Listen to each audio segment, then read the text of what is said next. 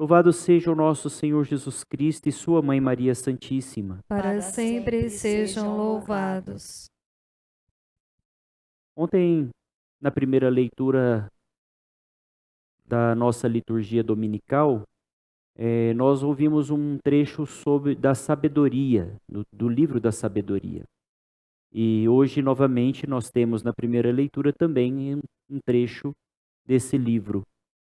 É interessante a gente entender que a sabedoria faz menção ao próprio Deus, ao Verbo de Deus, que no determinado momento da história, na plenitude dos tempos, se tornou homem. Até dizia ontem na homilia que se a gente, como chave de leitura, se substituísse a palavra sabedoria no livro da sabedoria pelo Cristo ou pelo Verbo de Deus, nós teríamos o pleno entendimento do que significa cada uma daquelas expressões a respeito da sabedoria. E um versículo hoje me chama bastante atenção. A sabedoria não entra numa alma que trama o mal, nem mora num corpo sujeito ao pecado.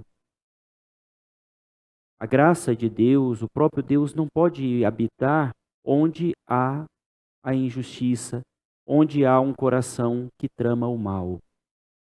É por isso que dentro dessa nossa liturgia, que nós estamos quase encerrando já aí o ano litúrgico, somos convidados tanto à vigilância como à atenção a esse dia e essa hora que o Senhor vai voltar e que nós não sabemos qual é o dia e qual é a hora e, portanto, precisamos estar preparados.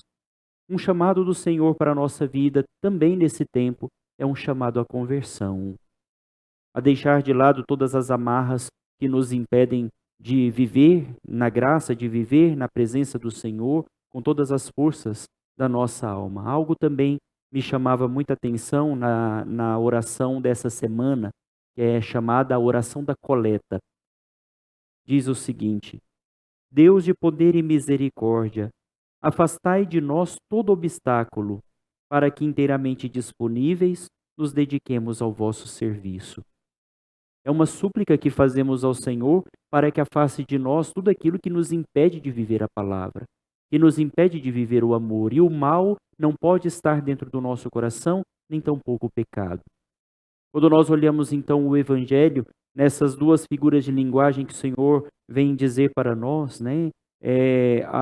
Falando com os seus discípulos, ele diz: é inevitável que aconteçam os escândalos, mas ai daquele que provoca um escândalo, que realiza em sua vida algo que se torne escandaloso para o irmão. Seria melhor que, e aí entra a imagem, né?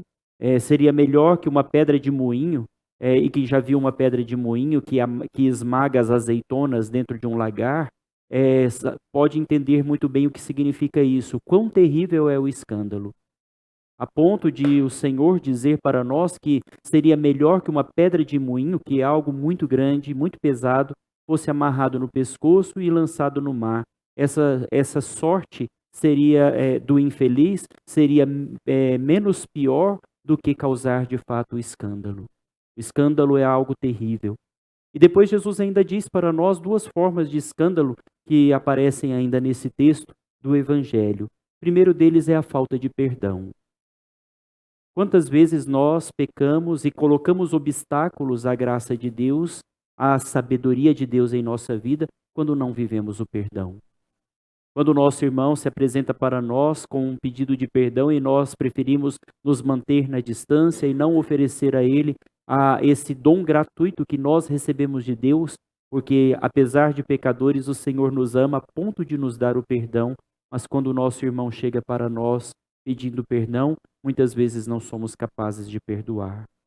Jesus nos fala que se o nosso irmão chegar para nós 7 vezes num único dia para nos pedir perdão, arrependido daquilo que fez, devemos dar a ele o perdão essas 7 vezes. Isso significa não um número limitado, mas uma contagem na sua totalidade. Todas as vezes que alguém nos pedir o perdão, sejamos capazes, movidos pelo bem, movidos pela sabedoria, de oferecer o perdão. E a outra coisa é a falta de fé, que também se torna um escândalo e também um obstáculo para a vivência do Evangelho.